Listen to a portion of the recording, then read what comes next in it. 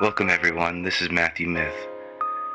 For this poetry episode, I would like to honor Hermes, or Mercury, depending if you like the Greek or the Roman translation. Hermes is the god of our personalities and communication, travel, time, the road. Recently, astrologically, we left the Mercury retrograde, the dreaded Mercury in Gatorade, as the kids call it. Well, I feel that since the planet Mercury has transited its retrograde, which means it stopped and moved backwards for some weeks, and has stopped again, and has returned to its normal forward motion. That's a little retrograde explanation there. A little late, maybe. Could have done with that a little sooner. But alas, we have a prayer to Mercury, an ode to Hermes, whatever you want to call it.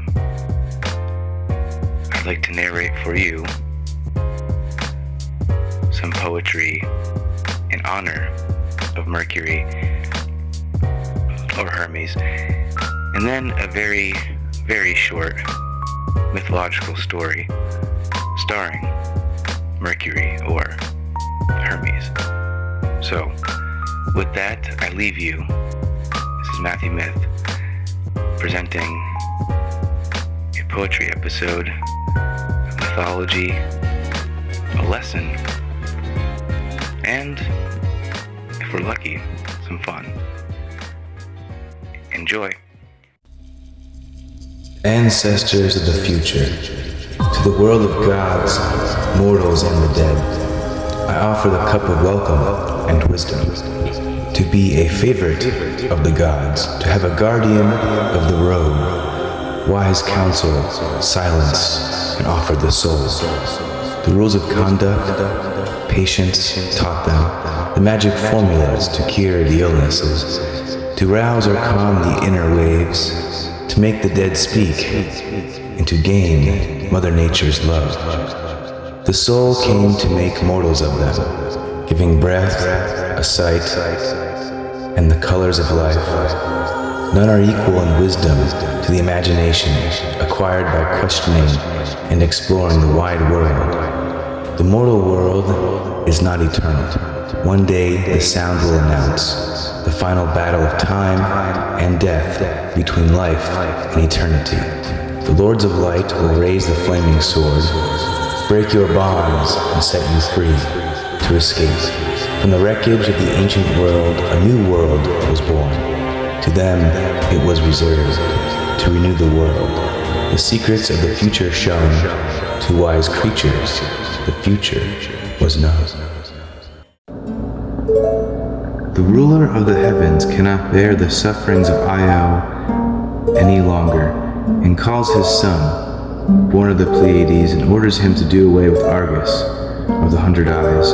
Without delay, he takes his winged sandals, his magic, sleep-inducing wand, and cap, and so equipped, the son of Father Jove glides down from heaven's summit to the earth, where he removes and leaves behind his cap and winged sandals, but retains the wand, and sets out as a shepherd, wandering far from the beaten path, driving before him a flock of goats he rounds up as he goes, while playing tunes upon his pipe of reeds.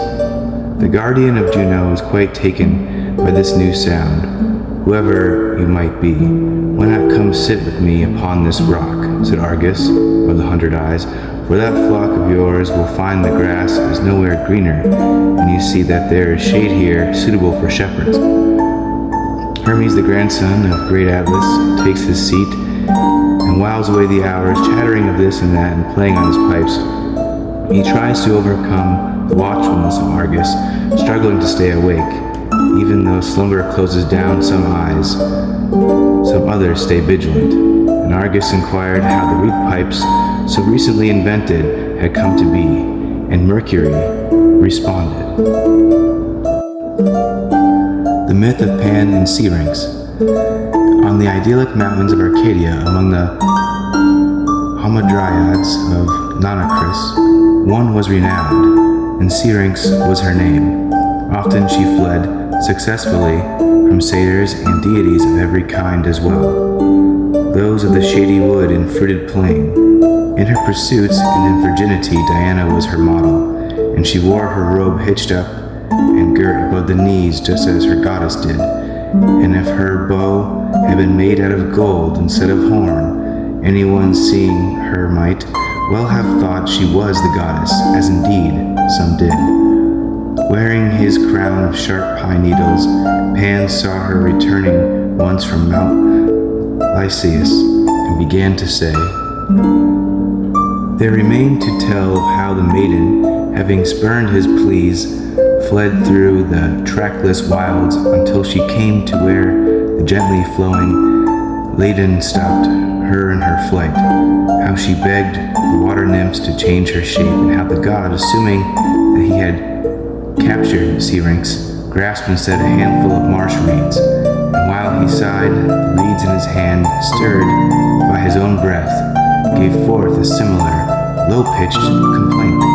The god, much taken by the sweet new voice of an unprecedented instrument, said this to her, "At least we may converse with one another. I can have that much." That pipe of reeds, unequal in lengths, and joined together one on one with wax, took the girl's name, and bears it to this day. Now Mercury was ready to continue until he saw that Argus had succumbed, for all his eyes, all 100 of them, have been closed down by sleep. He silences himself and waves his wand above those languid orbs to fix the spell. Without delay, he grasps the nodding head, and where it joins the neck, he severs it with his curved blade and flings it bleeding down the steep rock face, staining it with gore. O Argus, you are fallen, and the light in all your lamps is utterly put out. 100 eyes, one darkness, all the same.